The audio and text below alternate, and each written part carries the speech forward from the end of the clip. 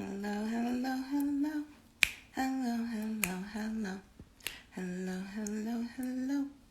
Hello, hello.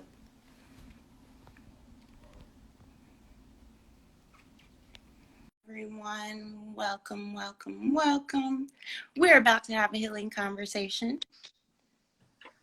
And Brooks Brantly has joined. We're in different rooms.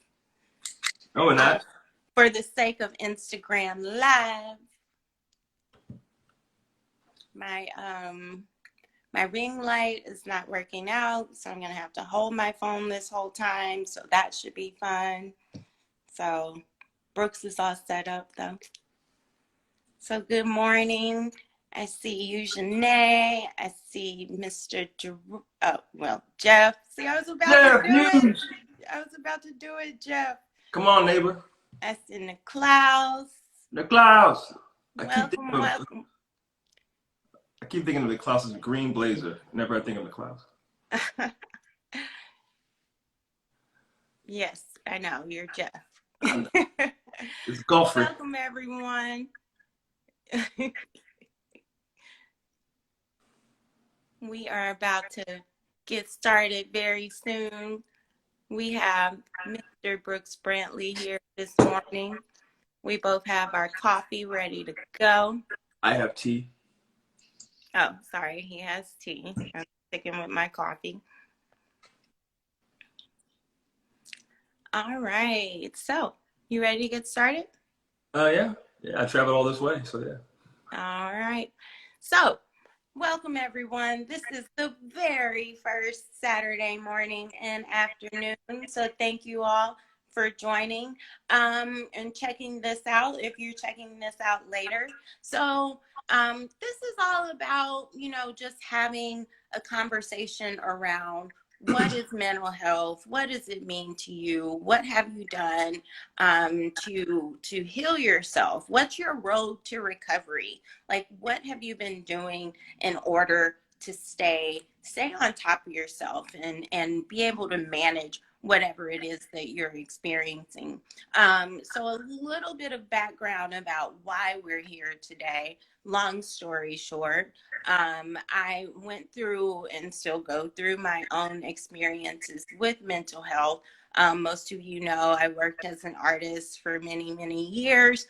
But because of that experience with mental illness, I started having a passion for other things. I wanted to help people in a different way. So, the pandemic did a lot of things for a lot of people, and a lot of people made a career shift. I was one of those people. So I'm now working in the mental health field, which I'm super excited about. I love what I do. It's like super amazing.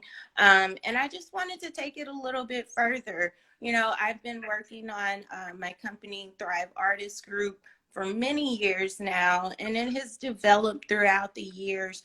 And now I'm at a place that I think I really understand what the purpose of Thrive is, and that is mental health and wellness, and talking about wellness like finances, health, fitness, whatever it may be. So not just mental health and not just the arts, but everything that encompasses the whole person. But right now we're talking mental health.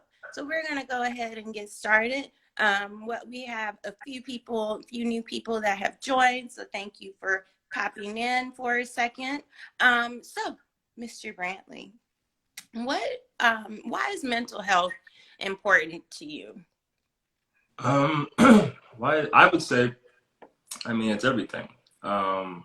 Most of your motivations, your thoughts, your filters, your beliefs, your fears, the things that sort of help point to your North Star, it all comes from your mental health. And mental health is such a huge umbrella in itself. There's so many things that if you just take your childhood alone, that's enough to sort of inform the trajectory of the rest of your life, or at least how you view your options in life.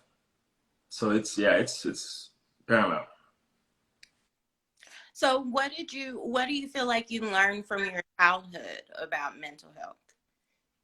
Probably that in many ways we're all still children. Like the kid who jumped out the oak tree to do the karate kick thing that he saw on Ninja Turtles is still very much the 36-year-old sitting right here. And that there are things that were useful in your childhood, that were absolutely necessary that you needed, and that at some point that has to be phased out to give way to the new part of yourself that needs to be awakened to address current issues that you're facing.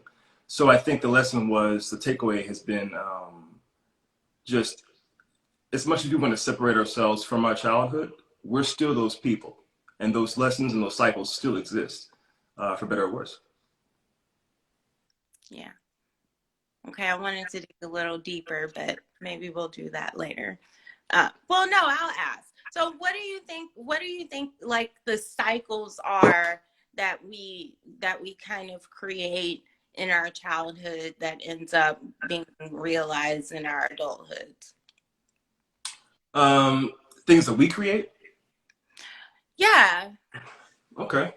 I mean, well, one thing that I feel like we create, and this is a human being thing. I used to think it was just an artist thing, but we create narrative and we create story, and that starts very early on.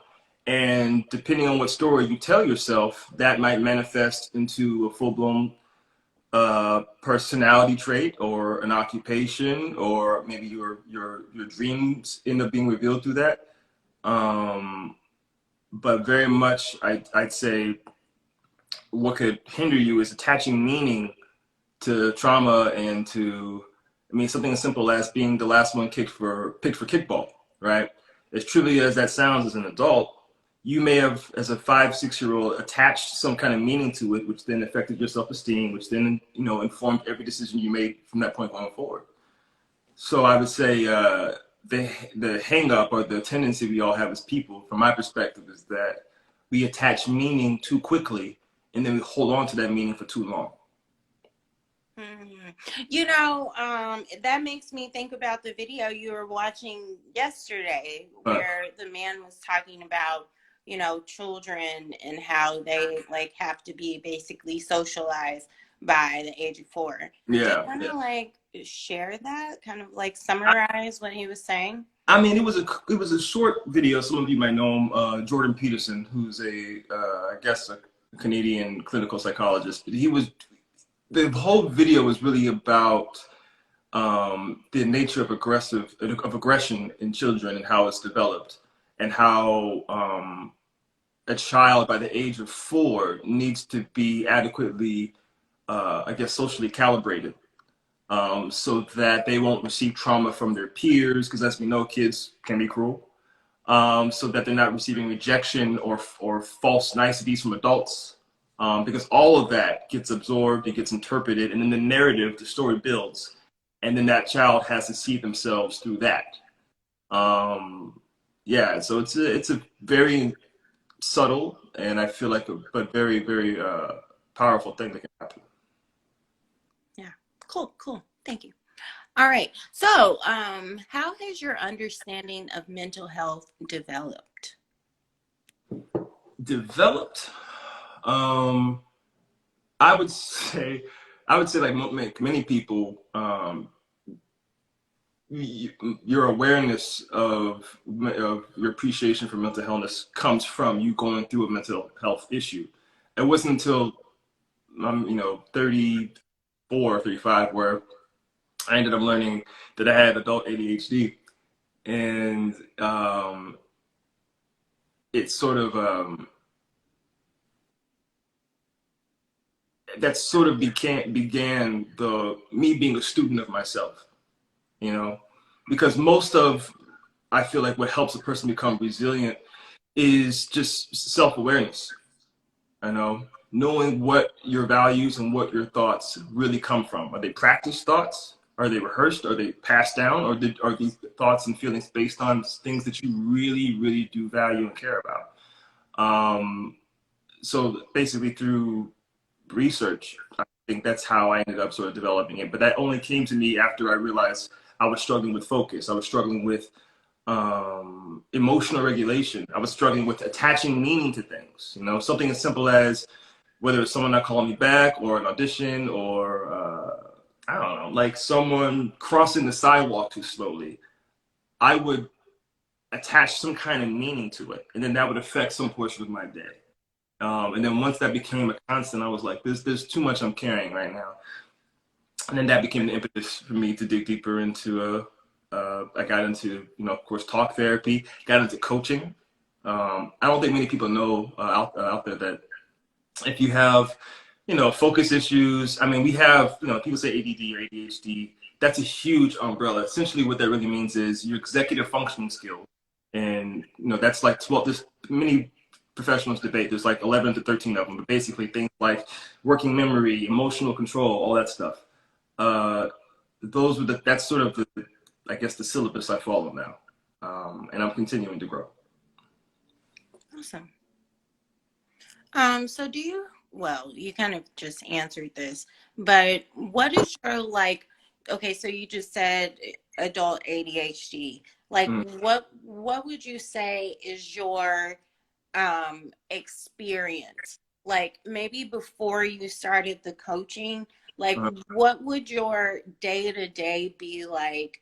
Or kind of hate to ask you to go back to that, but maybe like one of the toughest days that you've had because of your ADHD? Like, what is that I, experience like? I mean, the toughest days for ADHD is the most uneventful days Mm-hmm. because it's not a matter of not understanding what needs to be done, not understanding what you want for yourself. It's more so having a hyper awareness of where your values lie, but can't quite seem to get started or know where to start. And that feeling will last about 24 to 48 hours of just feeling heightened urgency, and then at the same time, whether it's depression, whether it's just lack of clarity, you're weighted down and you can't move, you know? So it's, I don't know, like as a bad analogy, like imagine you're like the Flash and you have super speed, but you weigh an infinite amount of weight and you can't move. Hmm. That's sort of what it's like being trapped in your body, and not knowing why. And then then the narrative begins to build, and then you start developing a story about yourself. And this can happen with any kind of mental illness or any kind of just trauma. You take that experience and it's like that was a negative experience, and then you apply it to yourself, and then that's where things can get off the rails. And you say, I am bad at this, or I am not good at that, as opposed to just saying, I just went through something and maybe I need to figure out what that was. But in no way is that a reflection on my value, my capacity, my worth as an artist, my worth as an individual, family member, whatever. And I feel like it's about just learning how to be a bit more, having a bit more of a nuanced approach when it comes to examining yourself. Hmm. So what's the comparison of how you used to examine yourself and how you examine yourself now? Probably it was the same way that I used to act, which was um, I would create in broad strokes, right? So if I saw that maybe if I was in high school, I got an assignment wrong, like completely wrong, like got it in early maybe, but because I wasn't present and focused, I would I don't know, whatever the dysfunction was, it just wouldn't be done correctly. So then I would basically, I don't know, spin. I guess would be the word. I think I'm losing track of what the question was. Help me out. So you were talking about examining yourself. So I was saying, Right. like, how did you used to examine yourself and how do you examine yourself now? Okay, so that was then. So that was me attaching meaning and story and all that. So now, I would say I give more pause now. Like if something happens, if something is a painful experience, a confusing experience, even something that would on the surface seem to be a frustrating or annoying experience, I still pause And instead of adding a meaning or a judgment or whatever to what's in front of me, I try to look at what's in front of me as simply information that I'm going to use or reject. And then instead of a reaction, it's more of a decision. And I feel like a decision is more of an empowering position to be in, being decisive as opposed to being reactive and just swinging and hoping that you land on something that's productive for you. Yeah. You know, I'll never forget, and I've told a few people this because it's something that I'll never forget. And you hear things, but sometimes something just kind of resonates with you, and you're like, oh, okay, this is what makes sense to me. So I remember when we were in New York and I was Mm, having like really bad anxiety, and one of my, I guess like, I don't know if she was like a supervisor or is she a coworker? I don't know. I taught with her.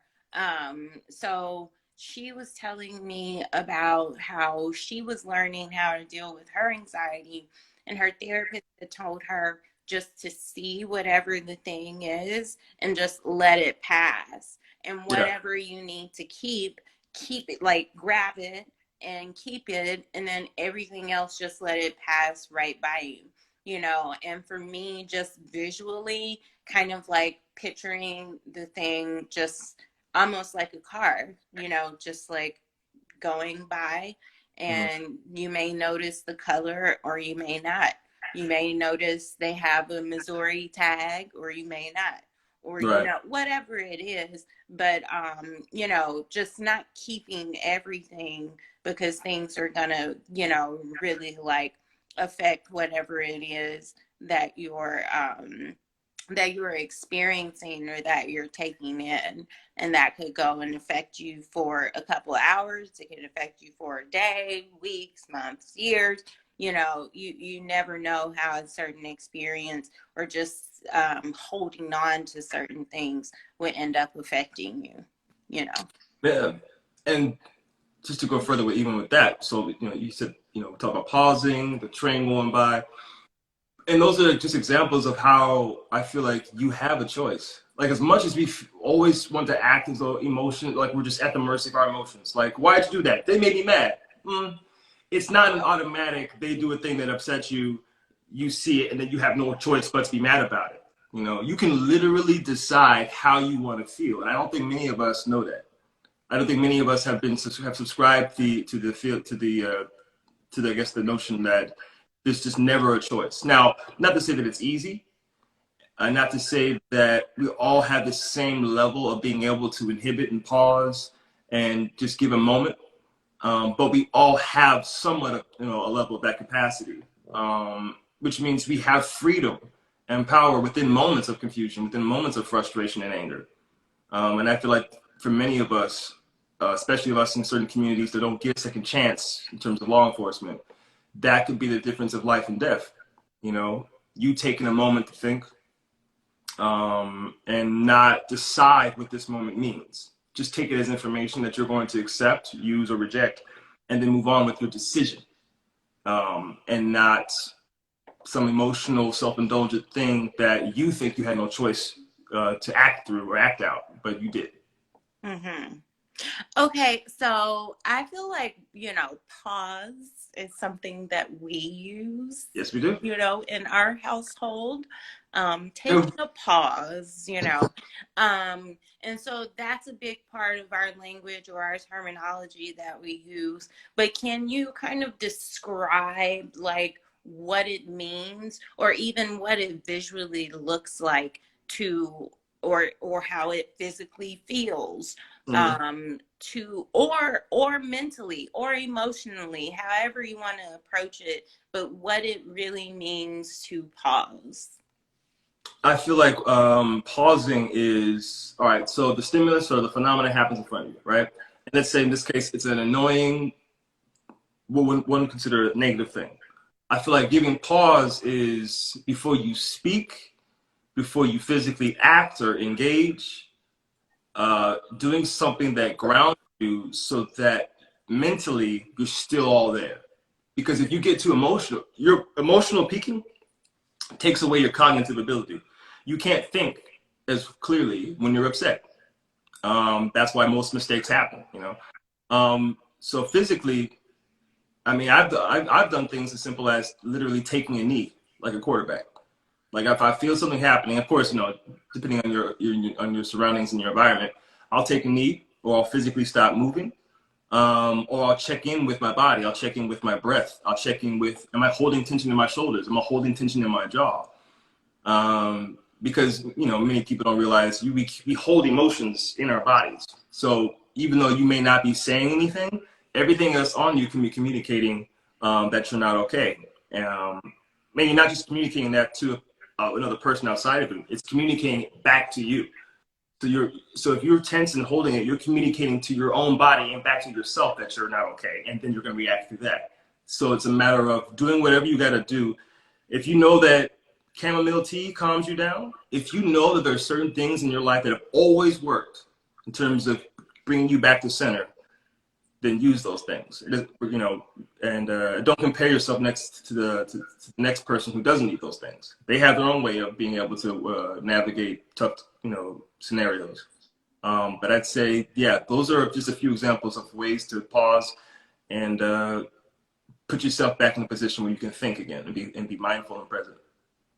You know, and I think that goes back to like how you've mentioned awareness and control. You Mm, know, we have to work really hard to be aware of ourselves because we don't know if what we're like doing or saying is affecting the next person, because we do process things differently and we do handle things differently and we do digest things differently, you know. So just like you're saying chamomile tea may work for you, that may not work for me, you mm, know. And just like you saying an apology in a certain way, you may think, okay, well, this is how I would like to hear it, so this is how I'm going to say it, but it may not work for the next person, you right. know. And then that kind of makes me think about love languages, which is a totally different conversation, so we won't go there. But you know, I think we really we forget sometimes that this person standing across from me or sitting next to me is processing this moment, this experience totally different than I am, Mm, you know. So we have to be mindful of the person next to us, you know. yeah, So yeah. Anyway. yeah. It's sort of in the coaching. I've learned this term called metacognition. And you know, we've all heard meta, you know, but basically getting a bird's eye view of a scenario, or an accurate depiction of how things are unfolding outside of your bias, outside of what you want from the moment. Being able just to zoom out, just to see the scenario, and even that can help you have pause, just to go into every situation, whether it's a conversation or a work environment, and know that I am only one slice, one sliver of this thing called reality. And that's just a shade. That's just a filter that I see things with. Now I'm about to walk into a space with either one or multiple other people who have their own sliver of reality. So if I can go into situations knowing that I don't know, I feel like it sort of puts me, at least me, in a position of being open and willing to listen and learn, because I don't have to live up to this fake notion that I know so much and I know what they're thinking, what they're feeling. You know, yeah. Cool. Cool. So um I was like thinking about the next question. Mm. You know, I be jumping ahead sometimes, so I, it was in my I, mind. I was just saying some stuff. It's cool. They heard you. I heard you too. But anyway, By so the way, so this is what I was thinking, and I kind of just want to share this because you know, whatever, it is what it is. Like, you know, a lot of times it's kind of pointed out that we are not um the same type of black person as other people are, you mm, know. So it made me, in asking this question, it made me think about what Tosh said during Thanksgiving, Oh, because she was saying that, like as we were playing Taboo, she was like, calling you Carlton. uh, So she pictured you in a certain way, but then you got with it when they tested you, and she was like, "Oh, excuse me, people. I know some people don't say this, some people do, but excuse me. I'm just quoting." And she was like, "The nigga came out of him. Whoa," like it was like she didn't picture you as a black guy uh, until you got real. yeah. And so in keeping that in mind, and in keeping that, although this seems to be a new idea for some people, that black people are different and can Mm-hmm. like different things, and be interested in whatever it may be. So how do you feel about the black community and its openness to mental health or mental health aid? Do you feel like they're more open? Do you feel that we still have a long way to go? Like, where do you feel that we are when it comes to that conversation of mental health in the black community? And then I have the same exact question, but in the artistic community. Oh, okay. Okay.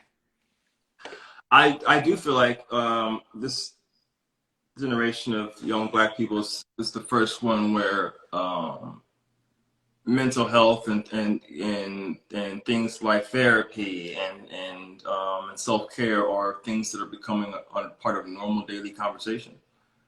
Um, I think even growing up, I mean, I'm an '80s baby, and all my life, I ain't never, um, I've never seen. My first black therapist I've even seen in a movie was I love this actress. The movie The Brothers with Chestnut and D.L. Hughley. The top of the movie was a black actress, so that was my first time like seeing our face and people who look like me, just even in that scenario where someone's taking care of their mind. So I think it's better, and I think that I mean, I'm even finding this even in Thanksgiving at people's houses and people's just kickbacks. Like casual therapy is brought up now. And I come from the Midwest where it's not as popular as a thing. But even now, like I'm hearing my friends who are still back home, they're even talking about it. They're seeing. I have people who are newly married, who I went to high school with. They're like getting couples counseling now and all this other stuff. So I think it's great. I do still feel like we have a long way to go.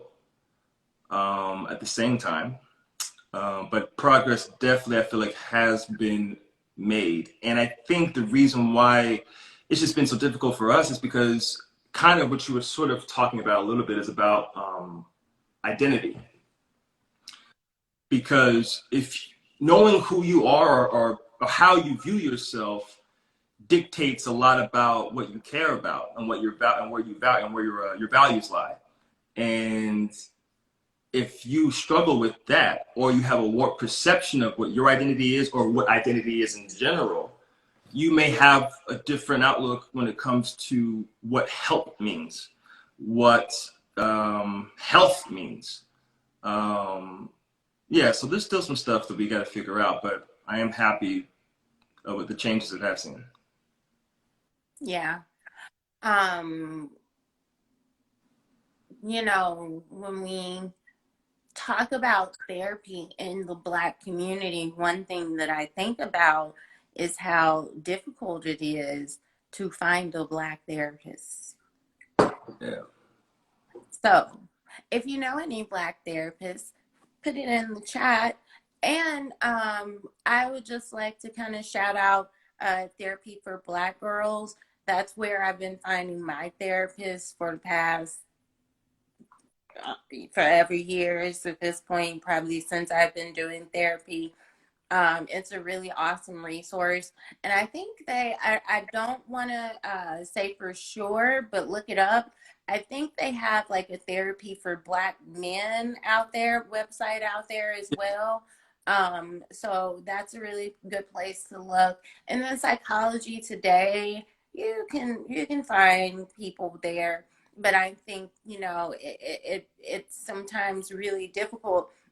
And I think about where I'm from, in Arkansas, and my mom is the clinical director of a mental health center. And I think they have like maybe one Black therapist. I think they're watching, so you all can correct me if you're wrong, but if I'm wrong. But yeah, it's like so hard. And we live in a city, Mm, so we have probably a better chance than a person that's from one of the towns that we are from to even seek those services and be able to sit across somebody that looks like them, yeah. and that makes a big deal in therapy, you know. And then talking about identity, it makes me think about intersectionality and how me, for instance, I'm a Black woman who is a creative that also works in the mental health field,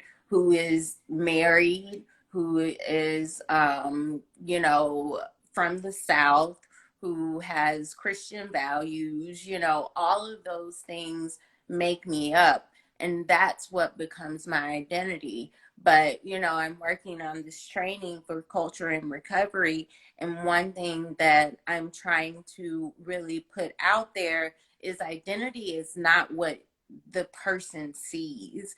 Identity is not like, oh, they're light skinned or they're dark skinned or they have this kind of hair or they're this tall or they're this short or they're whatever it may be. That's not identity. Identity is the way a person sees themselves, Yeah. and so we have to take the time to ask people about their identity. How do you see yourself? Hmm. What do you believe? Like, what do you need?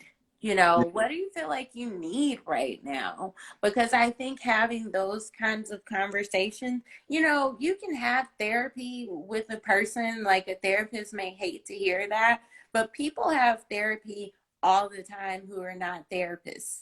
You know, Hmm. like Iyanla Van Zandt is an awesome example. She is a famous therapist, but she's a lawyer, you know. So I think that's a big part of the Black community also, is that you go to the preacher, or you go to your auntie or your uncle. We have those inner circle kind of therapeutic conversations, but we have to know and learn and understand now that there is value in getting like clinical services, Right. just having a conversation. And I push people going to therapy. Like, even if you don't feel like anything's wrong and you're good, I Right. think it's important just to check in, because I believe that no one can go throughout their life, especially their childhood, with having some form of trauma. So Hmm. we're all walking around with some experience that has affected every part of our life. And so if we can identify what that thing is, then we're in a better place. And it takes us back to what you were saying earlier, the control and the awareness. Yeah. I mean, I think many of us react to things so strongly because we haven't solidified what we truly believe in or what we care about. So you're sort of floating in a breeze, and everything just becomes a big deal to you because you're constantly in the search of purpose, search of something meaningful, something that makes you feel strong and belonging to something. And whether it's a movement or a protest or a political affiliation or a project or some kind of whatever, like if if you feel a strong pull on your heart, learn where that comes from. Because having a gravitating towards something doesn't necessarily mean that that thing is for you. because you have to question your motivation sometimes. Am I doing this simply because my parents did it? Am I doing this because my peer group does it, and I feel less safe if I go a different route, even though the different route is speaking to me? Really, really be true to yourself. And I feel like with the Black community, there was a time for so long where the family unit and the church community was everything for us. And I think right now we're at a point, especially after decades, centuries even, of not even being able to trust American institutions. Um, as we, one, fill up those spaces with people, with Black people in those positions, I feel like also we're starting to see that, yes, like you said, a clinical approach can also be very beneficial, because I think we have a tendency, at least I have in the past as a Black person, to conflate community with therapy. And when you talk to your aunts and your uncles and your friends, all those things are valuable, and you need those to have a thriving life. But that's community. Those are the people who reflect back to you what you put out in the world, but they're not looking at you through an unbiased, unfiltered sort of lens. And if they give you advice, it's only through their fears, their values, and maybe you have some overlapping values, but it's still them. I was reading Will Smith's book. I finished it. I think I'm gonna go back. I'm about to finish it again, actually. And he talks about, like, the thing about getting advice or reaching out to people, or just listening to people, is that you are the first time that you've ever existed, and so are they. So how can anybody be so sure? So I think the best roadmap is for you to learn yourself. Use your environment and the people around you as sounding boards, and listen to people's feedback. But it's not gospel. The true thing is that voice inside of you, whether it's your psyche, your spirit, God, however it is, it's an inside work. It's inside work for you, and that's where I feel like the real self-discovery comes. And I say that even for artistry. Yeah. So speaking of artistry, Yeah, bring this back to great that. segue. How do you think we approach mental health in the artistic community? It's interesting because there's a lot of intersectionality even within the arts community. Um, but I feel like, at least in the spaces I've traveled in, we've honored it. We've honored it more, but honored it in the sense of the storytelling aspect, the writing aspect. But in terms of the when it comes to commerce and the industry side of things, there's a lot of stuff that is bad for us, and a lot of tendencies that we can slip into, whether it's comparing your success to somebody else, the constant rejection.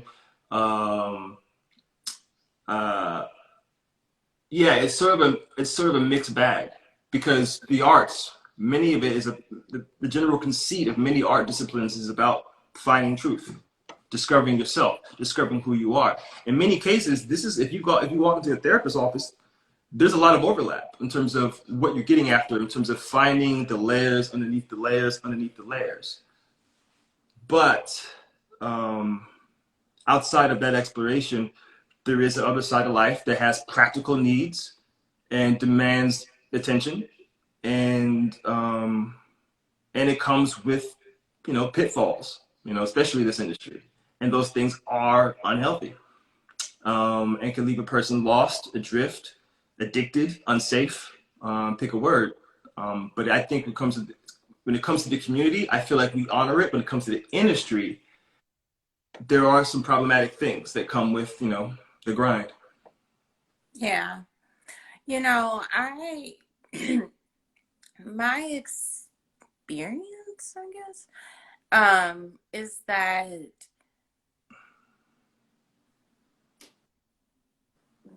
as artists, you sometimes kind of lean into the pain Mm, and the struggle and the turmoil and the uncertainty. I feel like, and maybe this is more so as a young artist, because once you get to our age, it's like, you know, mm, whatever. And then you've been in the game so long where you have some sort of establishment. But so maybe I'm thinking more so younger. But I think we kind of lean into it because of that expectation of being that struggling artist. Yeah, I think we've romanticized that part of the journey, especially when you're younger. And I think it's encouraged too. I even think in my training, there's just sort of like this all or nothing attitude. Like you got to pursue it, whether it's, performing arts, visual arts, just you got to live and die for this. Um, and I don't know, they kind of turn it into a blood sport in many ways. And weirdly enough, it actually has some benefits because it's, depending on your mind, it could sort of put you in a place where you're more competitive and you're willing to just um, be determined. But that has a limit and there's a threshold. Um, and I feel like you're right. Certain artists, young and old, I feel have a tendency to overindulge. And I don't mean while they're working. Because if you have to go to a certain place to tell the truth of or reveal the truth of the story, I get that. And that has its drawbacks too. I would call that an occupational hazard, especially for us actors out here who do the method thing. Okay. Um, but I feel like in your private moments, there are people who still carry that self-indulgence. And I don't mean to sound just judgmental when I say self-indulgence. Maybe it's more so just like you said, leaning into it with the misconception that this is supposed to be a part of the journey to this degree. And life is already suffering, you know. It don't need too much help from us. Mm-hmm. Uh, just adding problems. And if you are exploring something about yourself artistically that has to dabble in the pain, know why you're making the decision. Know, like, actually map out your artistic journey and your arc so that you're not just swinging for darkness. And if you feel an intense feeling, that means you're being creative. You know, it still has to be a purposeful journey, no matter what your artistic discipline is. You know, and it's a practice in empathy. Mm-hmm. That's what I Yeah. feel. Huh. This is what I feel. Mhm. So what are some things that you do to maintain your mental health? I move. Um, I, I have a martial arts background. I have some weapons right over here. Just give me an open space, maybe and some headphones, and that's one way I meditate. I just recently got into a couple audiobooks. Just anything that I need some kind of low level stimulus. You know, that's why I like New York. New York always had that like constant buzz. The city. Here it gets pretty quiet in LA, but in New York you're never without sound. You're never without feeling a little bit of something that gives you that sort of a visceral kind of reaction. So giving something like that, that's not too intense, but it's constant. It's a constant buzz, where it's the constant movement of the weapon, the constant. Oh yeah, listen to stand up comedy. So I'll have Pandora stand up comedy in my ear for like hours, and sometimes it's white noise. Sometimes it's just the thing I need. I just need to laugh. But yeah, but I have like maybe 8, 9 different ways, and there's 8 or 9 different ways because they don't always work. You know. Mm-hmm. Uh, but yeah, yeah. Yeah, I think that's like really important to just like put out there. So if we can just take a pause for that, Mm-hmm. the importance of knowing that your healing go to may not always work. So you have to have that next thing available to Mm-hmm. go to that if you then find, okay, that's not working, Right. because like for me, when I love painting, but literally everything that I do takes me like 5 minutes. I don't know why I do things so quickly, but whatever. So, I set myself up to paint. I was like, I'm going to have this healing moment and I'm going to really dig deep and all that stuff.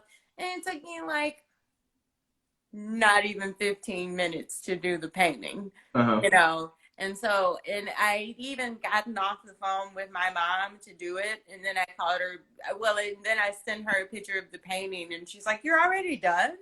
Yep.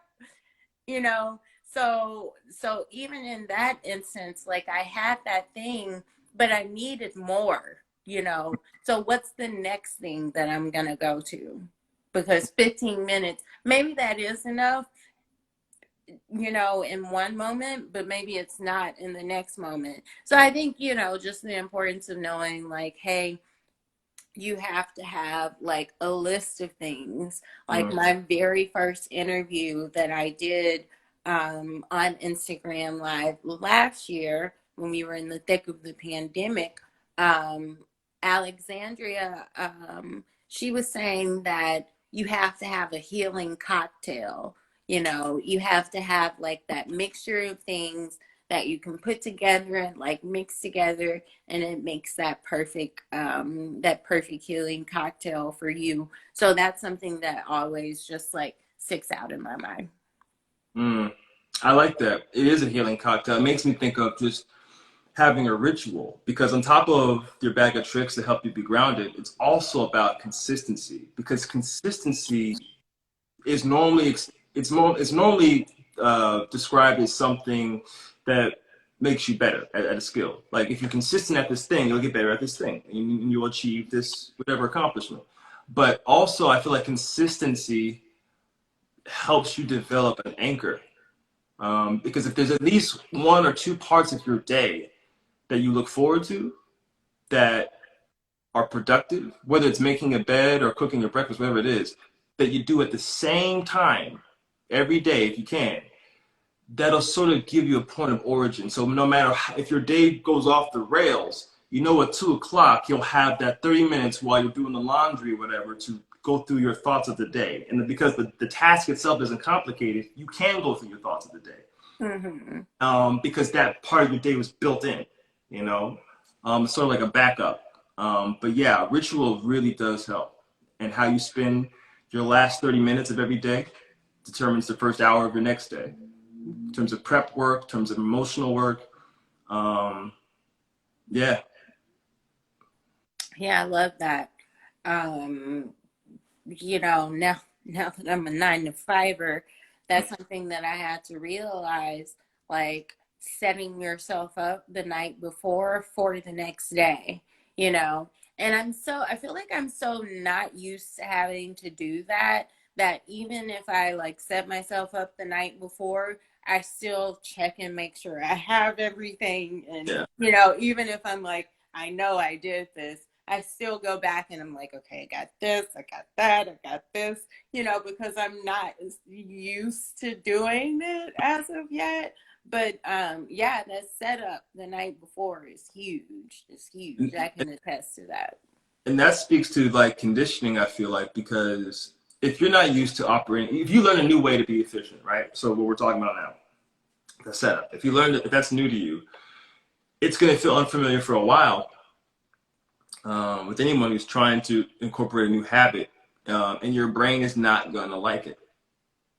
And you have to sort of ignore that until it gets ingrained. You know, with any new skill, just give yourself a month of consistency.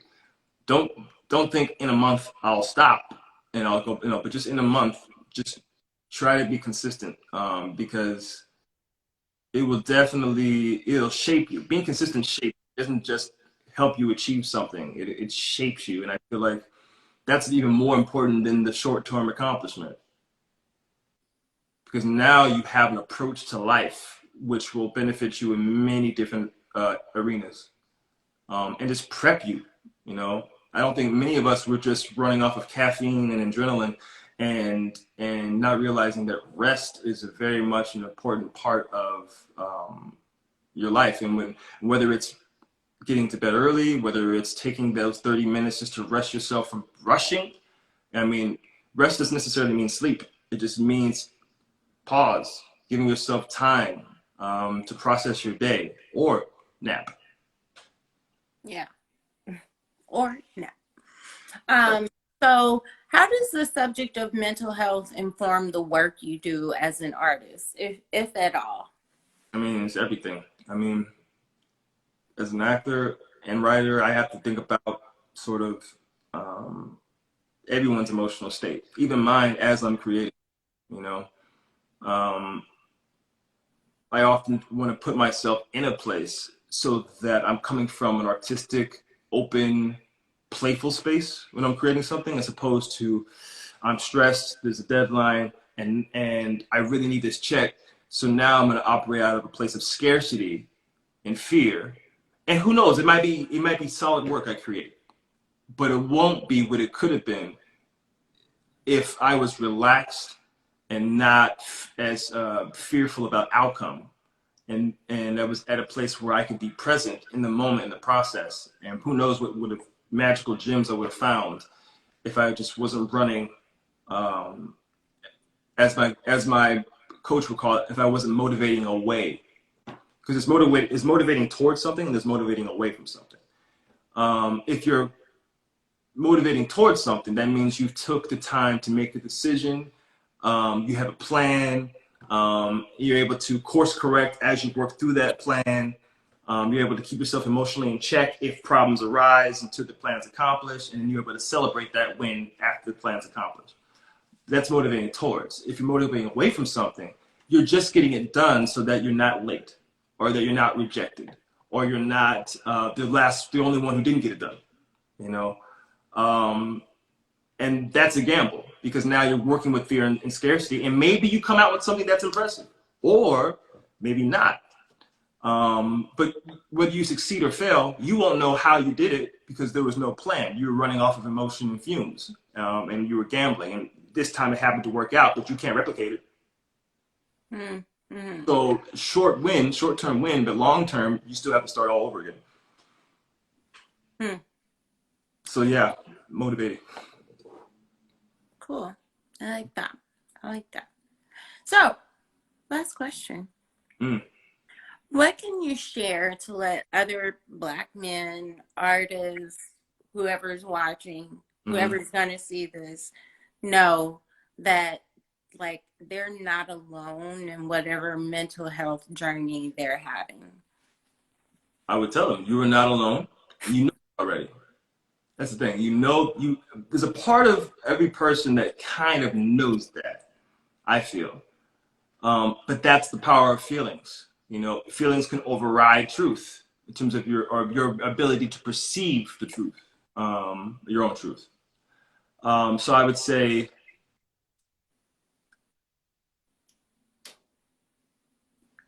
it, I think I'll use your quote actually. You know, in order for your life to change, you're gonna have to change your life.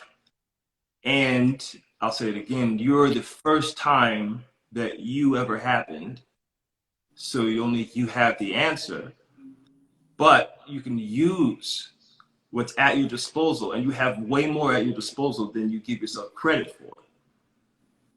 You have so many resources around you. I don't care what your economic status is, whether it's your family, a friend, the library, a bus pass, you have the answers sitting right in front of you that you kind of may already see. But you have the answers sitting right in front of you that can help you get to that next departure point, which may lead to the off ramp onto a freeway of liberty and freedom and happiness. But you have to get yourself in a place, and most people don't realize. I didn't realize this. You have to get yourself. Well, really, you have to put yourself in the mood. Like, yeah, most people don't realize. Like, even when you go to a psychiatrist and you get medication, that's just a fancy way of putting yourself in the mood to be productive. Now, you can do that chemically, or you can, depending on your makeup, or you can do that with your with self-reflection, writing, talking to family and friends, talking to a therapist, but do whatever you have to do to put yourself in the mood. I know that we talk about people not feeling alone.